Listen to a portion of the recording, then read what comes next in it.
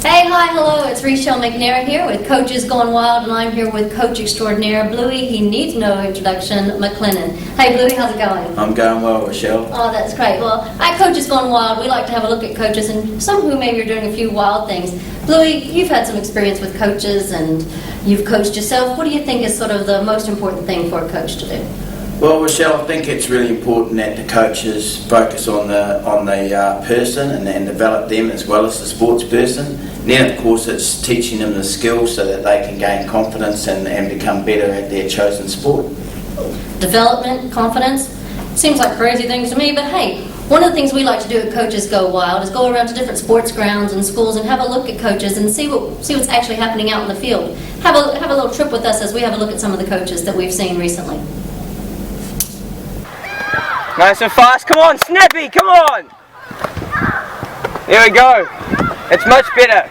Not going to play a game, come on! Put your hands on the ball, you butterfingers! For goodness sake, just hold on, how hard is it? No, okay, no casualness, alright? Sharp, snappy, let's go, come on, pick up the ball. Are you going to play a game like this? You know how I play, team, and I don't lose. Am I right? I don't lose. Step it up, come on. Kicking it, huh? Yeah, that's a great idea for cut touch, huh? Yeah, well done. 5 press up. You get back in the drill and you do it like I've told you, okay? I don't care what you have to say about it. No, that's a terrible idea. That's my way, that's much better. Alright, okay. Now you, what are you mucking around at? Get back in the drill. I didn't say it was a drinks break. Get in there. Wow. I don't know quite what to think about that. I think, I'm not sure if it was Butterfingers or that's a terrible idea that stuck the most with me. What sticks the most with you, Bluey? Probably he's discouraging rather than encouraging.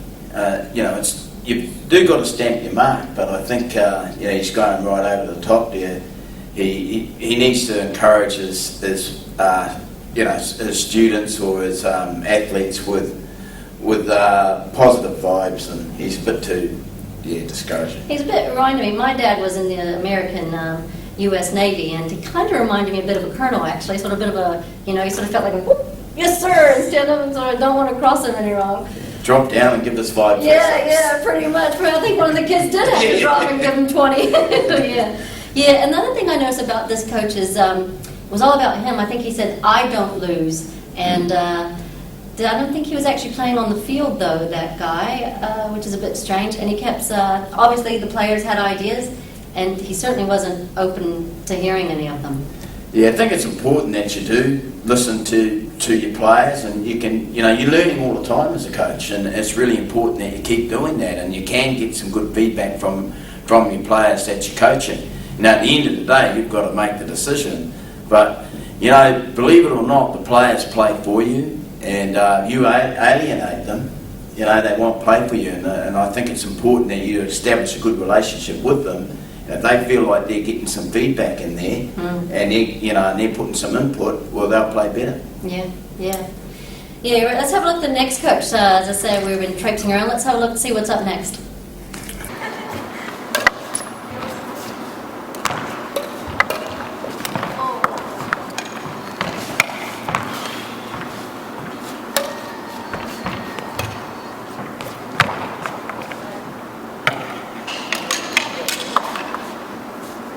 Coach, we've finished the drill.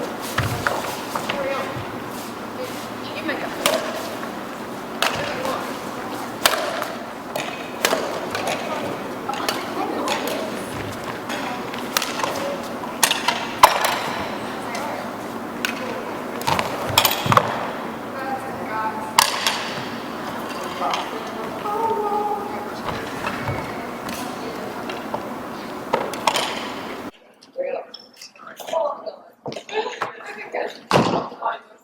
Whoa! I don't even know where to begin with this chick.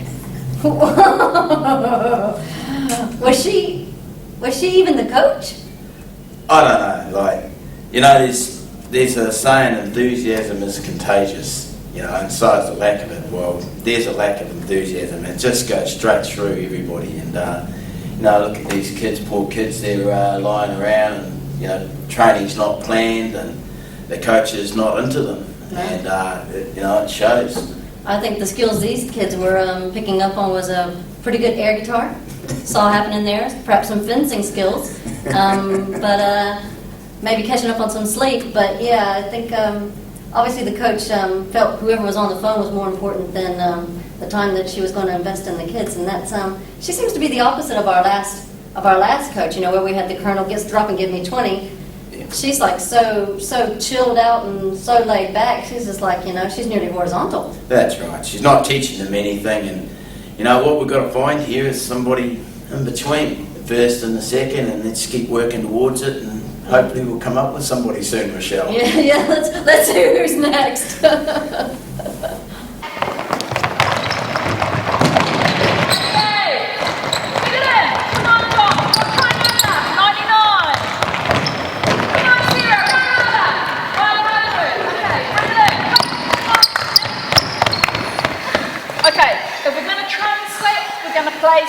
Okay? We want to win. We want to win at all costs. I'm not here to coach teams that lose. Got it?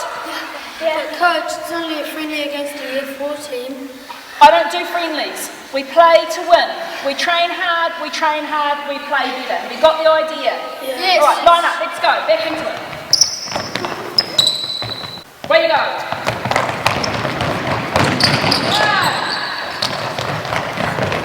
Quick, move. Who's playing with defense on the edge? Should be both up. Who's that pass? I can't hear any ball. Hands up. Well, hey, the good news is it's getting better. Still got some good things there. The coach was very engaging. The players looked like they were definitely showed up to practice. That was pretty good, I thought. What did you think? Yeah, I agree totally, Rochelle. Like the players are leaning in, they're keen to learn, and there's a lot more enthusiasm, and it's looking better. There's a little bit over the top with the winning at all costs when the kid pointed out it was only having a practice game. But we're heading in the right direction. Yeah. It's sort of clearly someone who's passionate about the game, which is great. But yeah, as you say, perhaps dialing a bit back. You know, yeah, I think Shaq, you said I don't do friendlies, and it makes me wonder, do you do friends? Yeah. Yeah. So we need to. You know, she's very, very competitive, and I think that everyone obviously wants to win, and you got to have a good level of competitiveness there. But if all you do is show up to win and you lose, then what are you stuck with? Yeah, that's right. You're digging yourself a hole, and you know, I think all she needs to do is say, hey, look, in every game we play, we always try our best, and we're always trying to improve. And you know, if you can, you know, go out onto the court or the field, and your team's improving each week, well, you know, the results will come. But the best result of all is that the players will know they're getting better. Yeah. And, you know, at the end of the season, they can be a better sports person than what they were at the beginning of the season. You've done a great job. Yeah, true. So true. All right, let's look out and see who else we've got. Okay, guys, let's go. Look at them losers over there. You guys can smash them. You can slaughter them. How short is? A bunch of girls. You can do this. I want you to go hard at them. Smash that ball at them. Got it? Yep, Okay? yep. On 3, smash them. 1, 2, 3, smash it! I'm sorry, I was open on this. Where to go? What? You're kidding me. Come on, ref. Open your eyes. You blind or something? Yeah, that's the way to smash them. Guys, what do you call that? You're playing like a bunch of girls, and you're playing against girls. You should be smashing these girls. Come on. I want you to go out there, and I want you to go hard against them. Don't show them any mercy. Just because they're girls, you smash that ball at them. Got it? Yep. George, you going to smack it at them? Good. Now get out there. Oh, I think we might have gone back down the rabbit hole there. We've slipped back, Rochelle. Yeah. We've gone back. I think we have. Wow. The other team, a bunch of losers. Ooh. Yeah, I think you've always got to have respect for your opponents, and you've got to speak to your players in the right manner too. And you can see here she's pretty well lost them. 2 of them ain't looking at her. The other one that is looking, it's in shock. So yeah, treat everybody with respect, and you know, you're there fun is in the competition, and if you want to point out some things, we'll do it constructively and teach your players how they can improve on the fundamentals. Yeah, because the reality is that those players showed up to bring their A game, and their coaches probably donated their time as well. And Too right. yeah, they're people, and you got to look at them like that. And you know who else is a person? Is the poor ref and the linesman. Whoa! Did she have a go at him or what? It's just totally, no respect at all. And all you're showing if you do that as a coach is that you've lost control. And if you've lost control, why should the players listen to you, or the parents in that, for that matter? It's just absolute rubbish. There's no place for it in the game. And people who do that, you've got to take a good look at yourself. All you're doing is showing that you can't control the situation. Yeah, it's really quite crass when you have to sort of jump on and start attacking people where they are and who they are, because you can't sort of control the outcome of the game. Exactly, and everyone just around you gets embarrassed by the whole situation. It's just not a good place to be in. It's not. Well, look, I hope we can crawl out of this rabbit hole and see where else we can go. Who knows, Toto? We might not stay in Kansas. Let's see who else is next. Oh, great technique, Sydney. Watch how she's doing it. Stop in the way. Oh, if it wasn't for you on the weekend, we would not have even won. So well done, great stuff. Now, I want to talk to you both about your shooting. So in the weekend, about 97% stats showed. I think we should go over there and practice, because we need to get up close to 99, 100. Okay, Yeah. let's go practice our shooting. I used to love netball, but now I hate it. My mum said to give it a go, we'll give a sport a go, so I thought I'd try netball, but We didn't even touch the ball. It's so rude. Netball's not nice, man. I guess we gotta go over there. See if we can touch the ball. For once. Right, good pass. Hang on. You're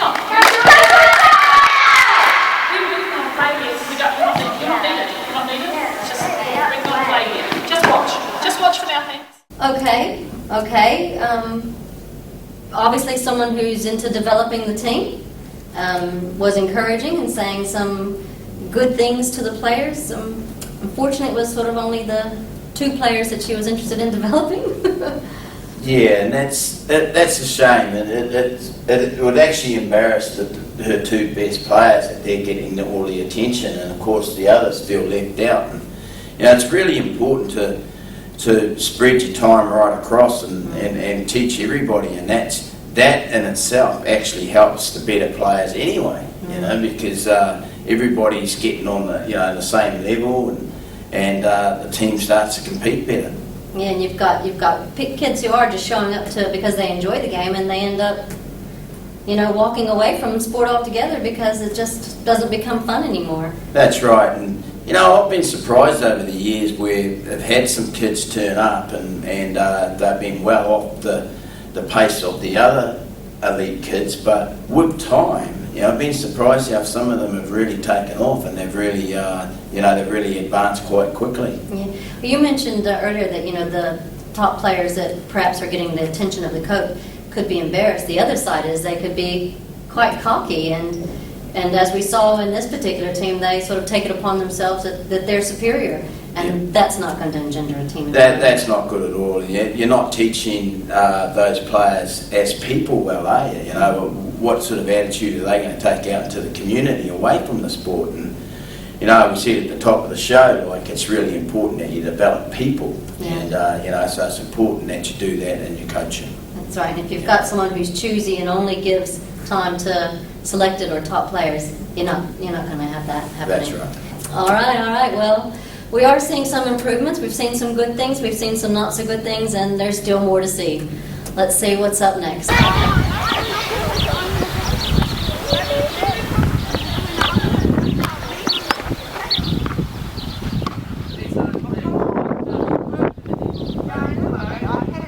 Keep it in the court. Can't you keep it in the court? Big enough? White lines?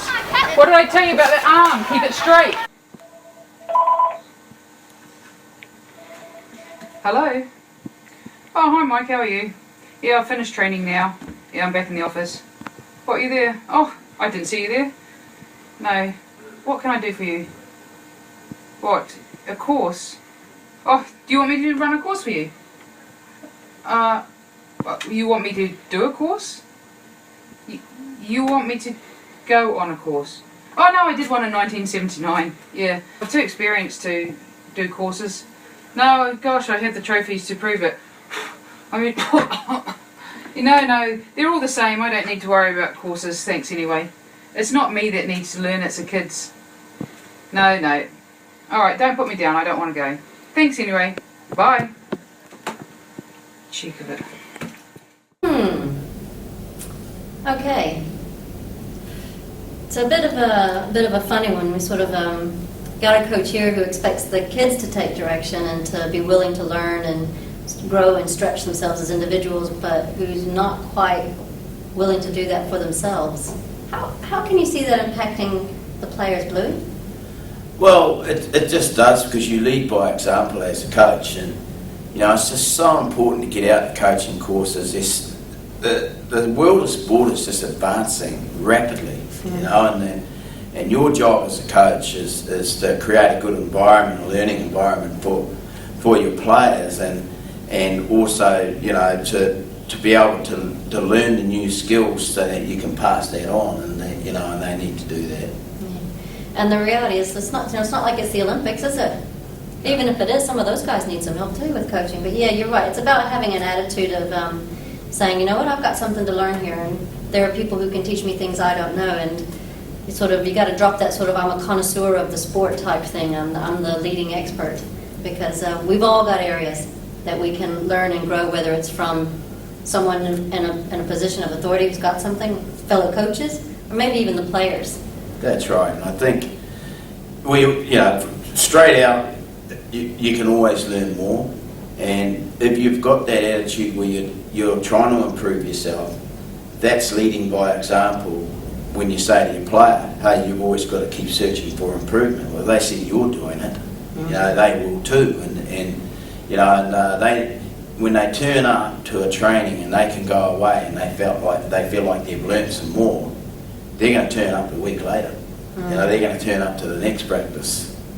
Because they want to get better. They want to get better. Everybody wants to get better. Yeah. So start with it yourself first. Yeah, good advice.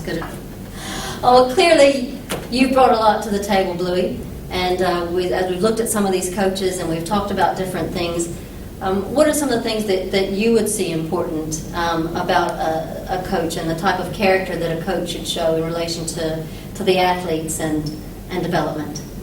I think the athlete needs to know that you care about them as people and athletes, that you're prepared to keep learning and teaching them how to play. Teach them the fundamentals of the game, and when they feel like they're improving, they'll gain more confidence through that.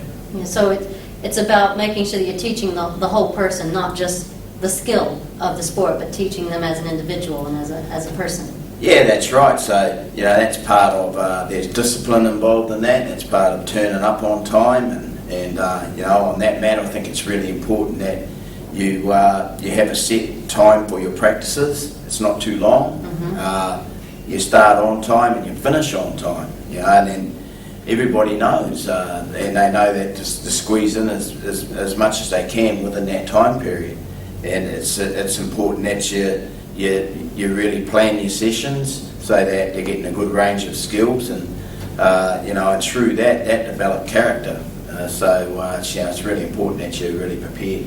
Yeah, and as you were saying, that you're developing their skills over time and being able to measure those things, and someone who's organized and prepared will be able to say, okay, at the beginning of the season you were running this and now you're running that, and be able to have that measurable and give that tangible evidence to the athlete of their improved performance is a real good boost for them, boost the athlete, boost the coach, boost the team, boost the sport. Everybody wins. Too right. Situation. Yeah. So what are some of the other things that you've seen that come from, because you see a lot of teams and they put their star players on the court or on the field, and you've got a bench full of talent sitting there. How can you see when you get those guys off the bench and into the game and into the field, what does that do for the team? Look, how do you know where a person's development's going to stop? You know, like you can't just concentrate on your best, you know, the players that are the best at that moment. You know, who's going to be the best player in 6 months' time? You don't know sometimes, and it's just a matter of getting right across the board and improving everybody, you know, because people, you know, especially kids, they can accelerate in their learning so quickly, you know, the penny can drop, so to speak.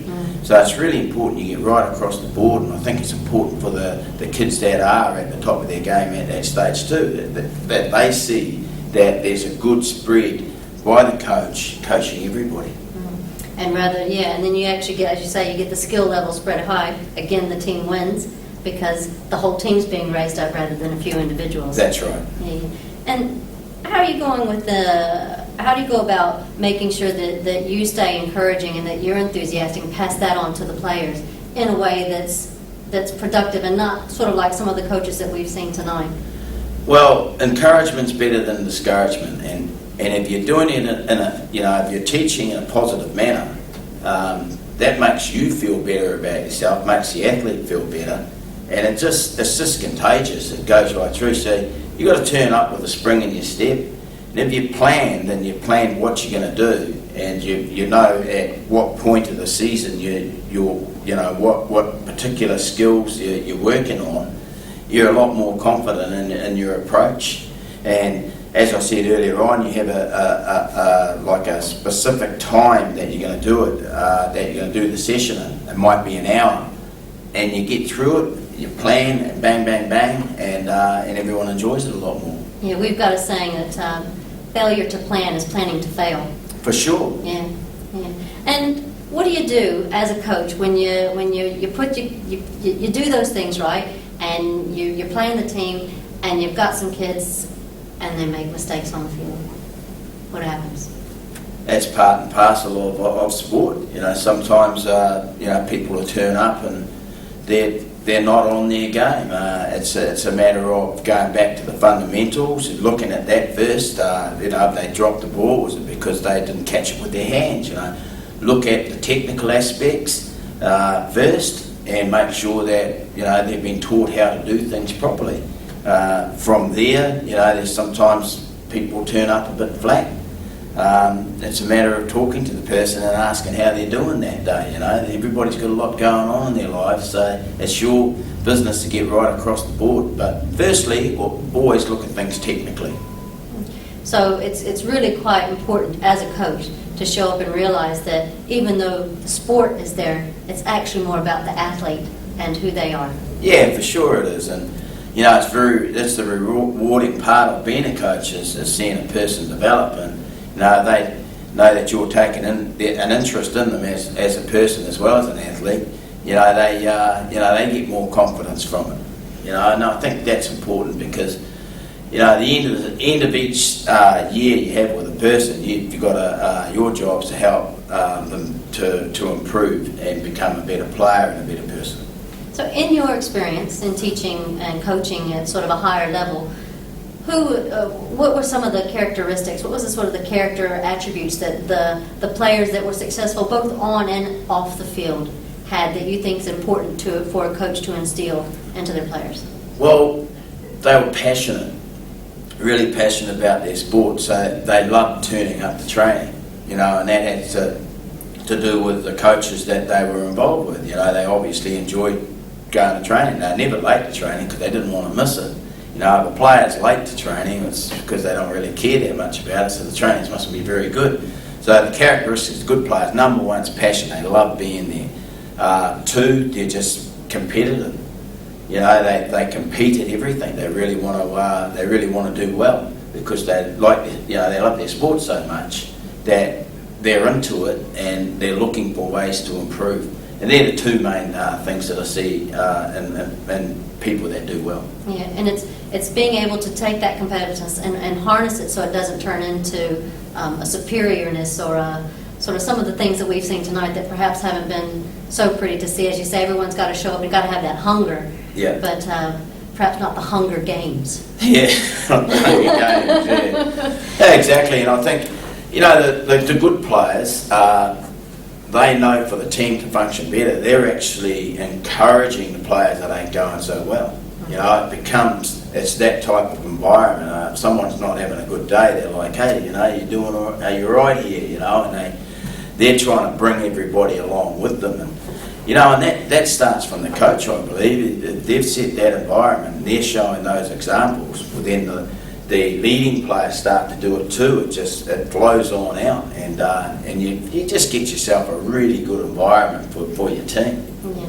Passion, enthusiasm, standards, love of the game, investing in people. Yeah. It's about what it's about, isn't it? Oh, for sure. You know, and it's great fun. You know, it's really great fun when you just feel like you're getting better, and you know you want to bounce along to training. And it comes to the games, you really enjoy it. You've set some little goals for some individuals, some goals for your team, and you just feel like you know, and you're achieving them, and you feel great. Hey, that's great. Thanks for your time, Louis. Thanks for your time. Thanks for joining us for Coaches Going Wild. If you do go wild, make sure you go wild in all the right places and in all the right ways. See you next time.